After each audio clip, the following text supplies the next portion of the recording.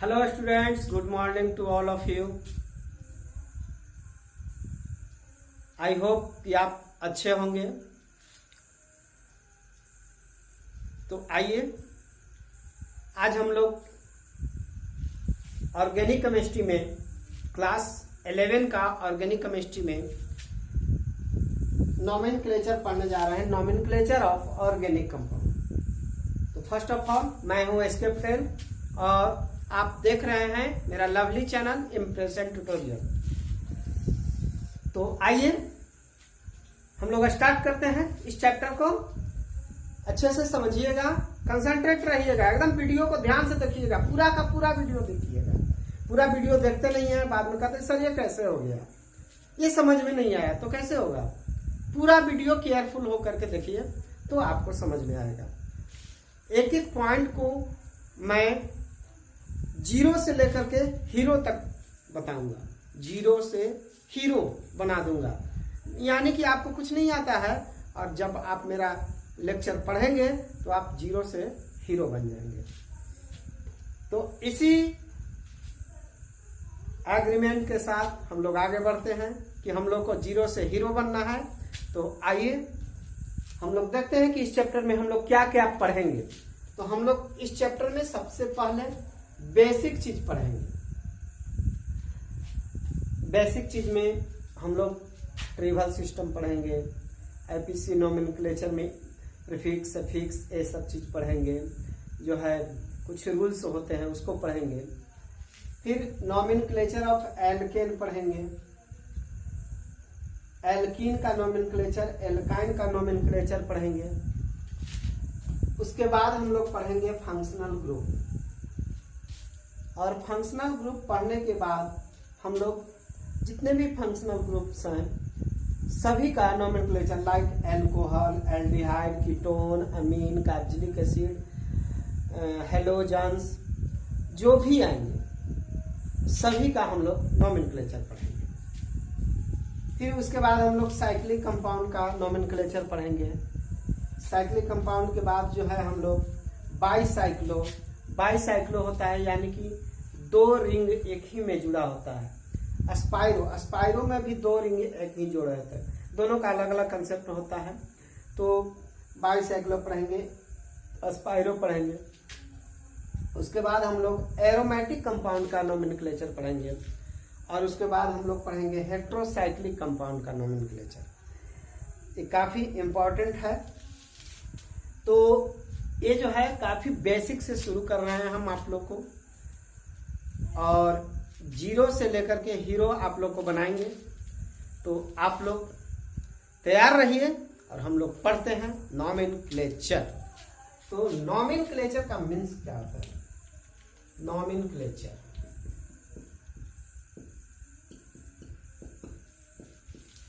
Nomenclature का मतलब होता है नामाकरण करना, यानी कि किसी का नामाकरण करना है। जैसे आपका नाम राहुल, रेखा, सोनी, मोनी, जो भी है, यानी नाम दिया गया आपका, तभी आपका आइडेंटिफिकेशन हो रहा है कि ये सोनी है, ये मोनी है, ये रेखा है, ये सुरेश है, ये महेश है। तो उसी तरह से हम लोग कंपाउंड का नामाकरण करते हैं और उसका नाम देते हैं, उसका आइडेंटिफिकेशन देते हैं। तो nomenclature, naming of organic compound, naming of organic compound.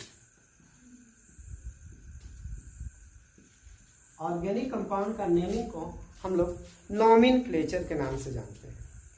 तो नेमिंग जो होता है, नोमेनक्लेचर दो टाइप से होता है।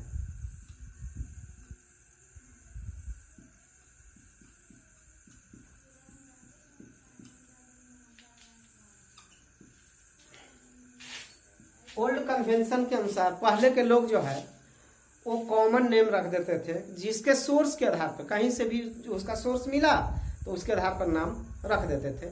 तो उसको हम लोग कॉमन नेम कहते थे, जो सोर्स के आधार पर लिया जाता है, on the basis of source. तो कॉमन नेम या इसको बोलते हैं ट्रिबल नेम।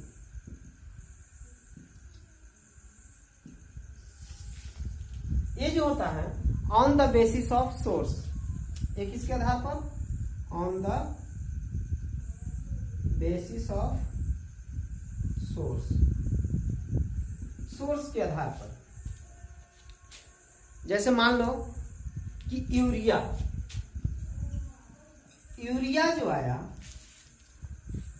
तो यूरिया हमको मिला था मैमल्स के यूरिन से, जंतुओं के यूरिन से। तो चूंकि यूरिन से मिला इसलिए उसका नाम रख दिया गया urea, from mammals urine. Mammals urine से मिला इसलिए इसका नाम रख दिया गया क्या, यूरिया नाम रख दिया गया।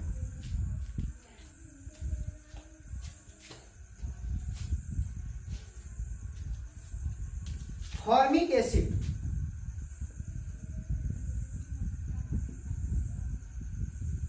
लैटिन नेम फ्यूमिकस से आया है,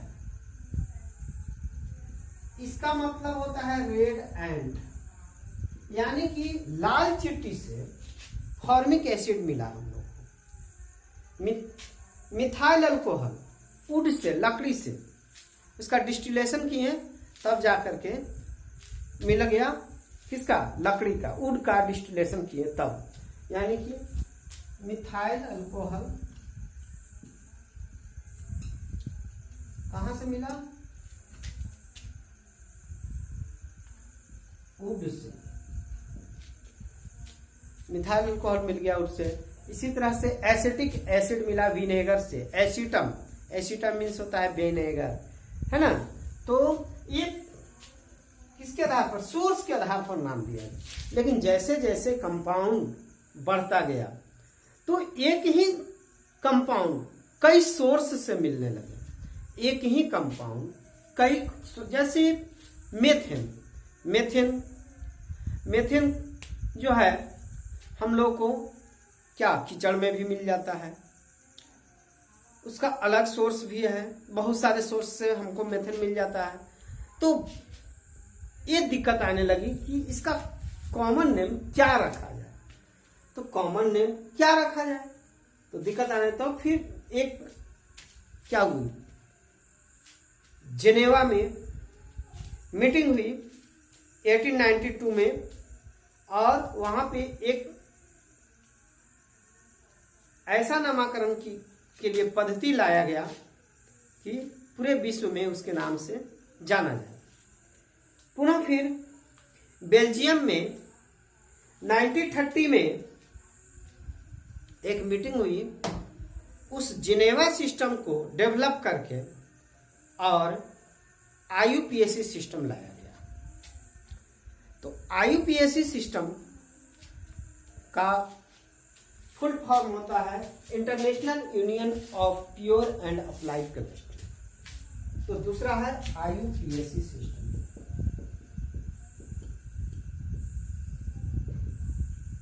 मुख्य रूप से डिटेल रूप से हम लोग इसी IUPAC सिस्टम के बारे में पढ़ेंगे। बहुत सारे टीचर होते हैं जो बोलते हैं कि कॉमन नेम की कोई आवश्यकता ही नहीं है, नहीं जरूरी है। तो हम लोग कॉमन नेम और IUPAC नेम दोनों साथ साथ पढ़ेंगे। तो देखेंगे हम लोग कैसे पढ़ते, नामकरण जब करेंगे तो दोनों का कॉमन नेम भी दे देंगे और IUPAC नेम भी दे देंगे। तो सबसे पहले हम लोग आते हैं कि IUPAC नोमेनक्लेचर के लिए हमें आवश्यकता क्या क्या चीज की होती है। तो आते हैं हम लोग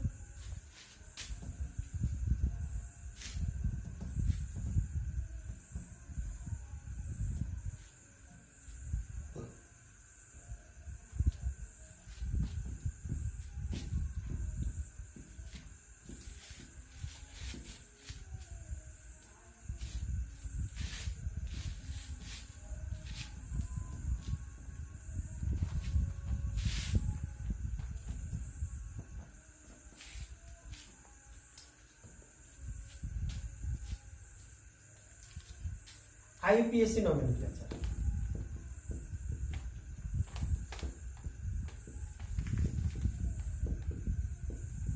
तो IUPAC नोमेनक्लेचर के लिए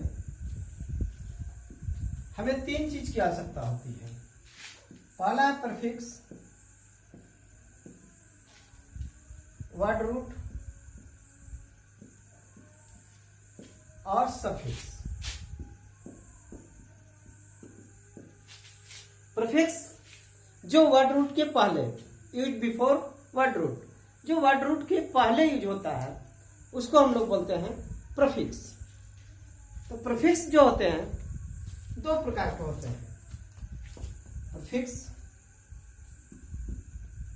प्राइमरी प्रीफिक्स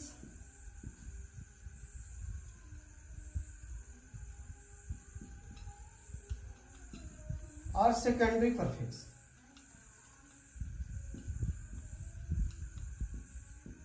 प्राइमरी प्रीफिक्स और सेकेंडरी प्रीफिक्स ये भी दो तरह के होते हैं।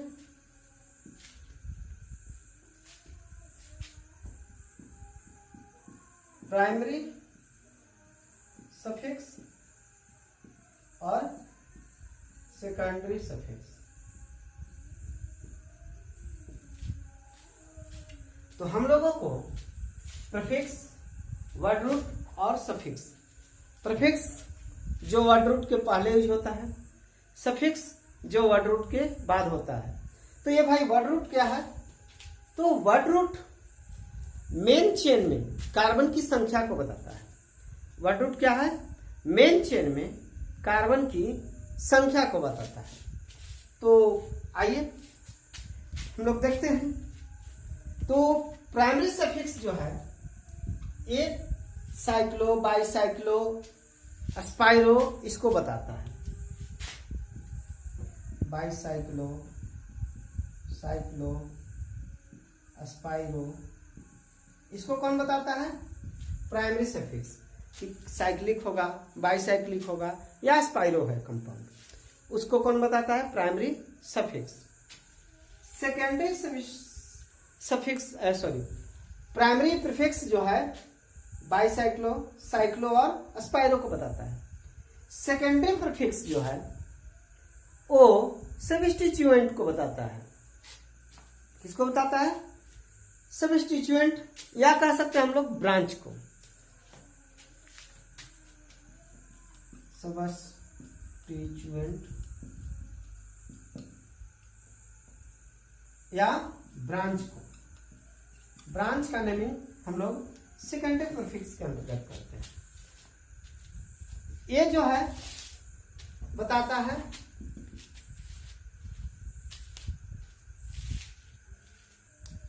वर्ड रूट, ये जो है मेन चेन में कार्बन की संख्या बताता है। Number of carbon in main chain. Main chain में कार्बन की संख्या को कौन बताता है? Word root. अब है प्राइमरी सफिक्स। प्राइमरी सफिक्स ये बताता है कि कंपाउंड सैचुरेटेड है या अनसैचुरेटेड है। सैचुरेशन और अनसैचुरेशन को, यानी कि ये बताता है कि कार्बन कार्बन के बीच सिंगल बॉन्ड है या मल्टीपल बॉन्ड है। सैचुरेशन और अनसैचुरेशन को बताता है प्राइमरी सफिक्स। सेकेंडरी सफिक्स जो है फंक्शनल ग्रुप को बताता है। सेकेंडरी सफिक्स किसको बताता है? फंक्शनल ग्रुप को बताता है। तो हम लोगों ने देखा कि आईपीएससी नोमेनक्लेचर के लिए हमें तीन चीज की आवश्यकता होती है: प्रीफिक्स, वर्ड रूट और सफिक्स। तो प्रीफिक्स का प्रयोग वर्ड रूट के पहले करते हैं, सफिक्स का प्रयोग वर्ड रूट के बाद में करते हैं। और वर्ड रूट क्या है? मेन चेन में कार्बन की संख्या को बताता है। आ गया समझ में? अब देखो कि प्रीफिक्स जो है दो प्रकार का था, प्राइमरी प्रीफिक्स और सेकेंडरी प्रीफिक्स। प्राइमरी सफिक्स यह बताता है कि कंपाउंड जो है साइक्लिक है, बाईसाइक्लिक है या स्पाइरो है। सेकेंडरी प्रीफिक्स बताता है सब्स्टिट्यूएंट के, यानी मेन चेन से अलग जो ग्रुप्स होते हैं उसको सब्स्टिट्यूएंट कहते हैं। उस सब्स्टिट्यूएंट को कौन बताता है? Secondary prefix. अब सफिक्स जो है दो प्रकार के थे। तो प्राइमरी सफिक्स जो सैचुरेशन और अनसैचुरेशन, यानी कि यह बताता है कि कंपाउंड में डबल बॉन्ड है, ट्रिपल बॉन्ड है या सिंगल बॉन्ड है कार्बन कार्बन के बीच। तो कार्बन कार्बन के बीच अगर सिंगल बॉन्ड है तो सैचुरेटेड होगा, और अगर मल्टीपल बॉन्ड यानी कि डबल या ट्रिपल बॉन्ड है तो वो क्या होगा? अनसैचुरेटेड होगा।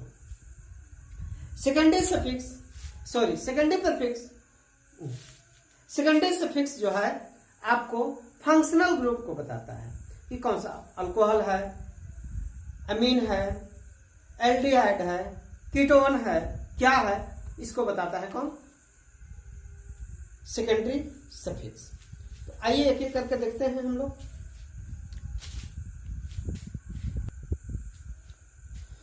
तो आइए देखते हैं प्रीफिक्स के बारे में। प्रीफिक्स कहां लगता है? Before word root. Prefix used before word root. It is used before word root. Word root के पहले यूज होता है। तो प्रीफिक्स भी दो तरह के होते हैं।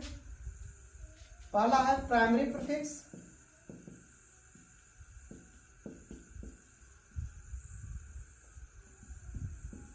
और दूसरा है सेकेंडरी प्रीफिक्स।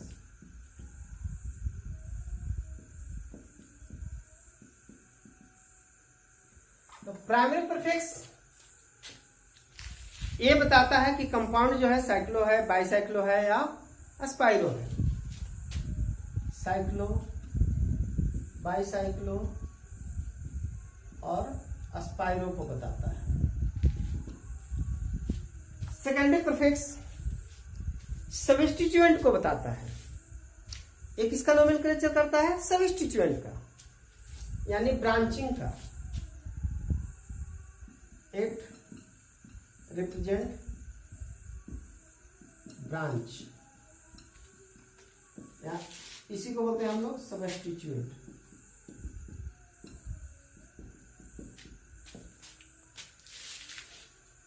तो सब्स्टिट्यूएंट या ब्रांच को कौन बताता है? Secondary prefix.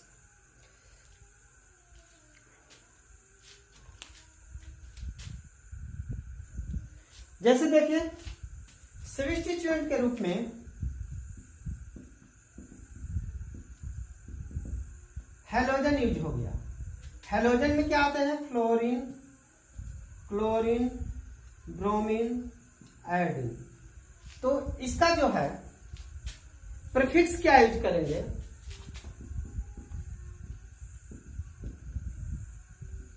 हैलोजन को तो हैलो बोलते हैं। फ्लोरीन के फ्लोरो। प्रीफिक्स के रूप में फ्लोरीन के लिए क्या यूज करेंगे? फ्लोरो। क्लोरीन के लिए यूज करेंगे क्लोरो। ब्रोमीन के लिए ब्रोमो। आयोडीन के लिए आयोडो। बुझे? अगर मान लीजिए कि एनो है, एनो है तो नाइट्रोसो, NO2 है तो नाइट्रो, एनो है तो नाइट्रोसो, NO2 है तो क्या यूज करेंगे? नाइट्रो। ये सब प्रीफिक्स यूज करेंगे। नाइट्रो। CH3 है, इसको कहेंगे मिथाइल। इसको क्या कहेंगे? मिथाइल।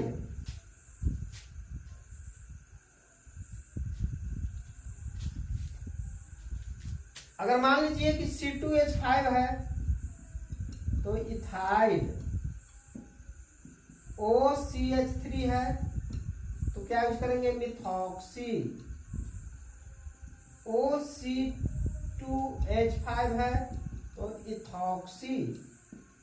तो ये सब एज ए सब्स्टिट्यूएंट और उसका प्रीफिक्स हम लोग यूज करते हैं। आ रहा है समझ में? NH2 है तो अमीनो, तो ये सब हम लोग क्या यूज करते हैं? प्रीफिक्स के रूप में। कौन सा प्रीफिक्स? तो सेकेंडरी प्रीफिक्स। तो सेकेंडरी प्रीफिक्स में कुछ जो है फंक्शनल ग्रुप भी आ जाते हैं और एल्काइल ग्रुप आते हैं, जिसको हम लोग सबस्टिट्यूएंट कहते हैं। देखिए ये सब फंक्शनल ग्रुप है, ये सब एल्काइल ग्रुप्स हैं। तो ये जो है फ्लोरो, क्लोरो, ब्रोमो, आयोडो, ये सब प्रीफिक्स के रूप में यूज हो गए। तो ये हो गया आपका सेकेंडरी और प्राइमरी प्रीफिक्स। अब आते हैं हम लोग वर्ड रूट के बारे में। वर्ड रूट, तो वर्ड रूट हम लोग को बताता है कि मेन चेन में कार्बन की संख्या कितनी है। तो it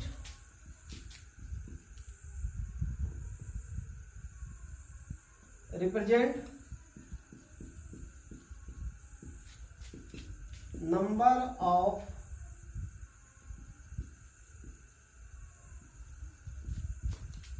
carbon atom in main chain. Main chain में कार्बन की संख्या को बताता है। अगर कार्बन की संख्या 1 है तो इसको कहते हैं मेथ, 2 है तो एथ,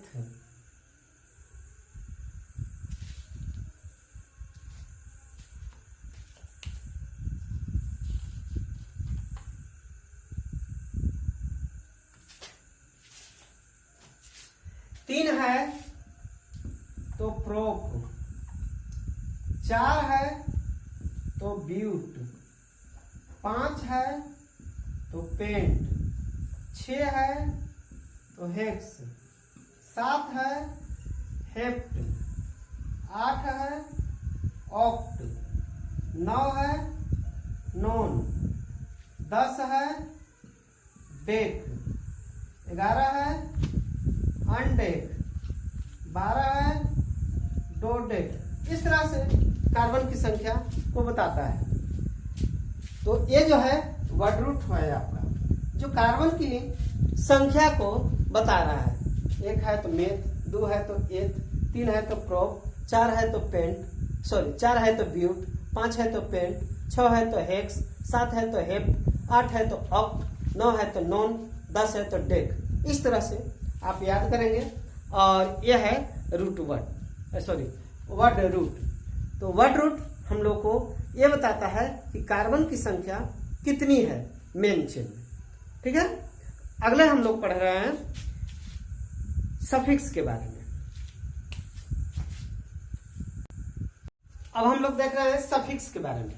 तो सफिक्स जो होता है, इसका प्रयोग जो होता है वर्ड रूट के बाद किया जाता है, use after word root, used after word root. Word root को बाद में किया जाता है। तो सफिक्स भी 2 प्रकार के होते हैं, एक होते हैं प्राइमरी सफिक्स और दूसरा होता है सेकेंडरी सफिक्स। सफिक्स 2 प्रकार के होते हैं, प्राइमरी सफिक्स और दूसरा होता है सेकेंडरी सफिक्स।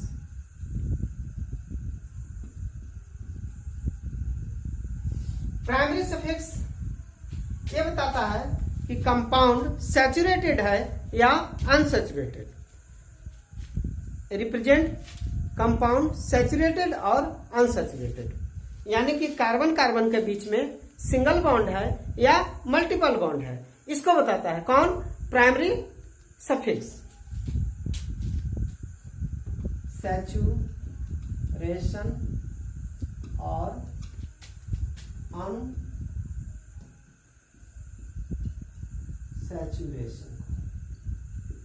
सैचुरेशन और अनसैचुरेशन को। तो सैचुरेटेड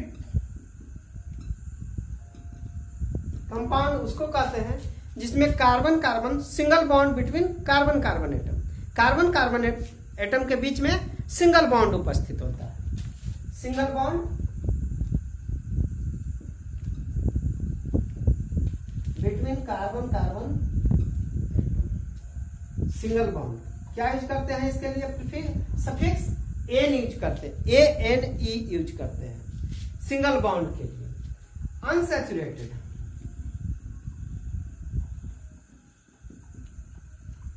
यानी कि इसमें क्या होता है? Multiple bond.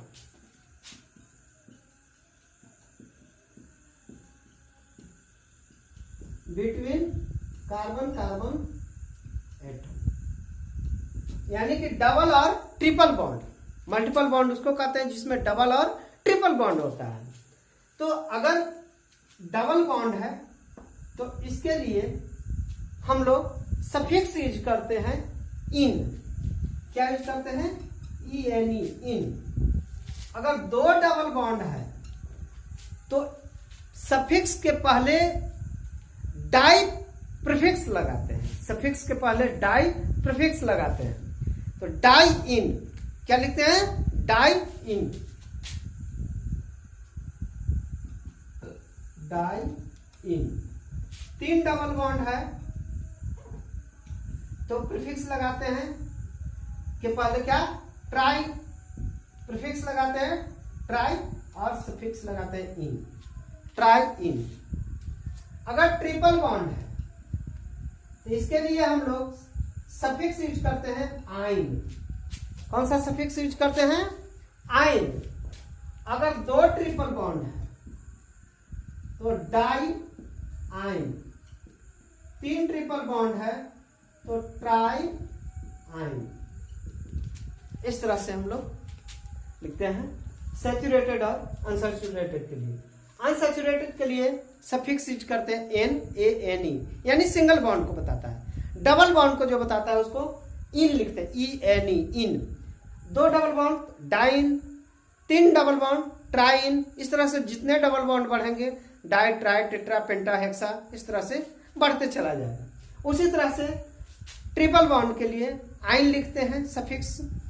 दो ट्रिपल बॉन्ड डाई आइन, तीन ट्रिपल बॉन्ड ट्राई आइन, ये हम लोग लिखते हैं। अब आते हैं हम लोग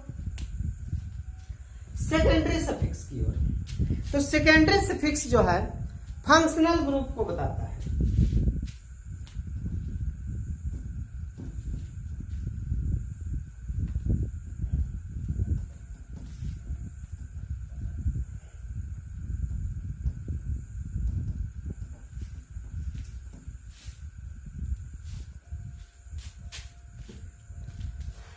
एक इसको रिप्रेजेंट करता है फंक्शनल ग्रुप को।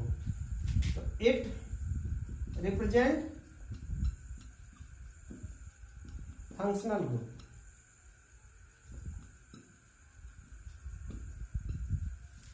फंक्शनल ग्रुप को बताता है। जैसे मान लीजिए कि कोई फंक्शनल ग्रुप OH लगा हुआ है तो इसके लिए सफिक्स यूज करते हैं ऑल, OL, ऑल। OH ये अल्कोहल को बताता है।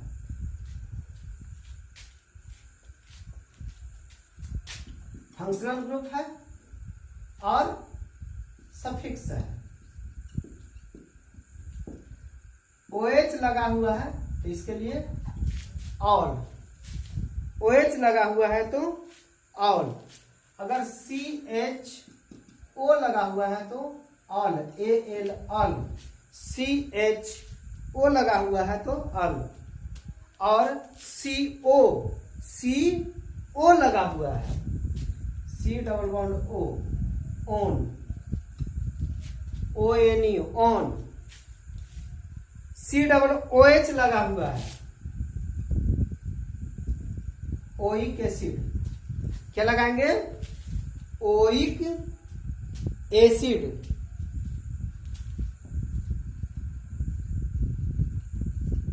ये हम लोग देख रहे हैं फंक्शनल ग्रुप को रिप्रेजेंट कौन कर रहा है? Secondary suffix. तो सेकेंडरी सफिक्स जो है फंक्शनल ग्रुप को बताता है।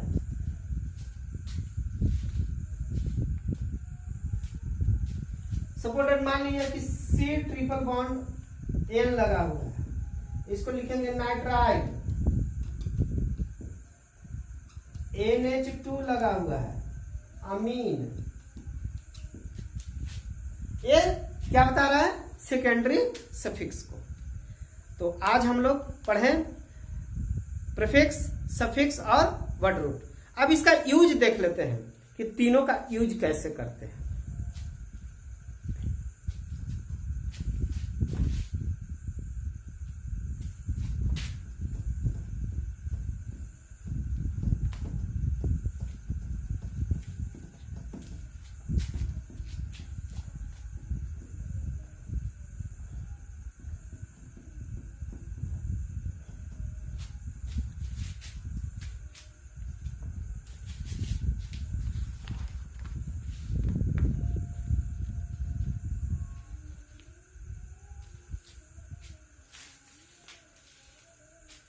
चलिए, तो सबसे पहले हम लोग प्रीफिक्स लगाते हैं, उसके बाद वर्ड रूट, उसके बाद सफिक्स, ये यूज करते हैं। अब है यहां से कि प्रीफिक्स में सबसे पहले कौन यूज करेंगे? तो सबसे पहले सेकेंडरी प्रीफिक्स,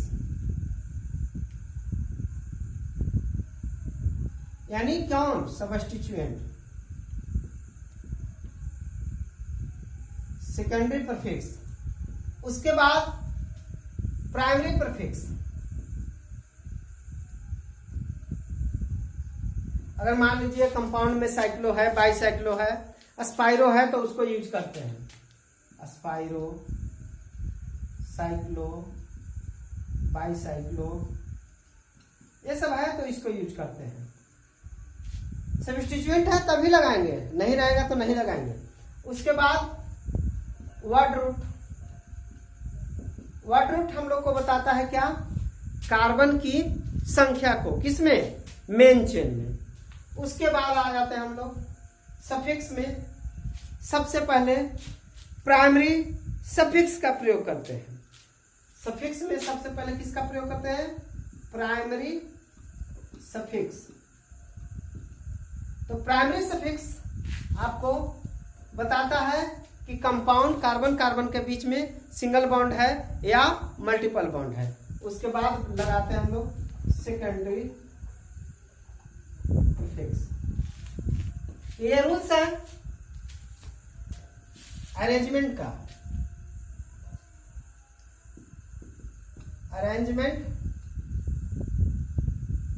ऑफ प्रीफिक्स,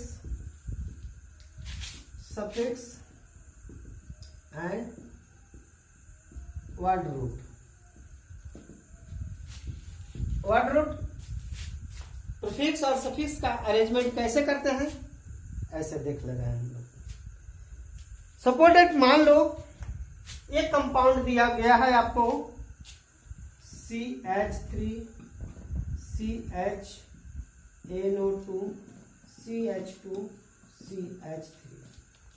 अब इसमें खोजना है सेकेंडरी प्रीफिक्स, प्राइमरी प्रीफिक्स। इसमें खोजना है हम लोग को क्या? Secondary prefix,